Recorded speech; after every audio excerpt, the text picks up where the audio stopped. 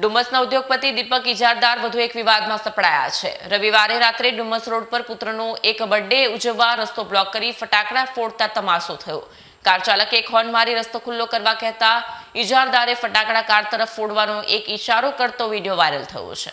ડુમસના ઉદ્યોગપતિ દીપક ઇજારદારના પુત્રનો રવિવારે જન્મદિવસ હતો। ઇજારદારે પુત્રના બર્થડે નિમિત્તે ડુમસ રોડ ઉપર આતશબાજીનો પ્રોગ્રામ ગોઠવ્યો હતો। જાહેર રસ્તાને બ્લોક કરી ફટાકડા ફોડ્યા હતા, જેના પગલે વાહન વ્યવહાર થંભી ગયો। રસ્તા વચ્ચે ફટાકડા ફોડતા દીપક ઇજારદારને એક કાર ચાલકે હોર્ન મારી રસ્તો ખુલ્લો કરવા કહેતા દીપક ઇજારદારે આતશબાજી કાર તરફ ફોડવાનો ઇશારો કર્યો, જે ઘટનાનો વિડીયો વાયરલ થતા ભારે વિવાદ સર્જાયો। ડુમસ પોલીસે એક્શનમાં આવી જઈ જાહેરનામા ભંગ અન્વયે ગુનો નોંધી દીપક ઇજારદાર સામે અટકાયતી પગલાં ભરવાની તજવીજ હાથ ધરી। सामान्य मानस पर तो आवा आरोपो न लगे। कोई सेलिब्रिटी पर्सन, प्रतिष्ठित पर्सन होय, अमुक व्यक्तिओं ने खूंचनार व्यक्ति अरे खूंचनार आगळ पड़तो सामाजिक कार्यकर्ता होय अने प्रतिष्ठित माणस होय तेनी विरुद्ध आवा वायरल थाय ने विडियो। बाकी ए विडियो में कोई तथ्यता नहीं, एमां बधुं खोटी माहिती दर्शावेल छे। सत्य हकीकत ए हती के 21/12/2025 गईकालना रोज मारा दीकरानी 19મી વર્ષગાંઠ હતી।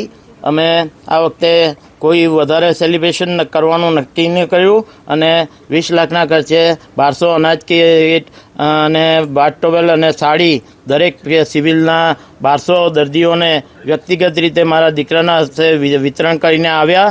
અને ત્યારબાદ બપોર પછી 2:30 થી 5 અહીંયા મારા ઘરે સત્યનારાયણની કથા મિત્રો, કુટુંબીજનો અને મારા પત્રકાર મિત્રોએ માણી તો અને ત્યારબાદ કેક કટિંગ થયું અને પછી 5 મિનિટ માટે મારા દીકરાએ ઈચ્છા દર્શાવી કે ફટાકડા ફોડીએ પપ્પા।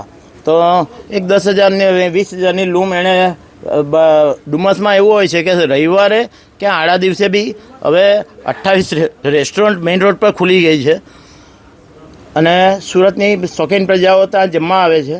તો પાર્કિંગ રોડની બંને સાઈડ હોય, પ્લસ અહીંયા શું છે સંખ્યાબંધ પાર્ટી પ્લોટો બની ગયા છે।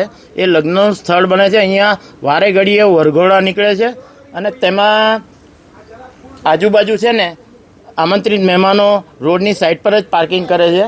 તે સંજોગોમાં લંગરથી લઈને ડુમસ સુધી રોડની આજુબાજુ ફૂલ પાર્કિંગ હોય છે। તો ફટાકડા ક્યાં ફોડીએ? મારા ઘરમાં અને વાડીઓમાં, મારી વાડીમાં પૂરા ઝાડોથી આચ્છાદિત વૃક્ષો છે, એટલે સખત હરિયાળી છે।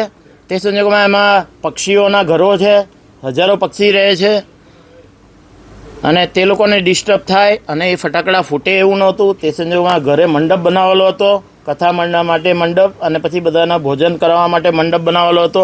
તે સંજોગોમાં અંદરની પ્રિમાઇસીસમાં ફટાકડા ફૂટે એવું નહોતું।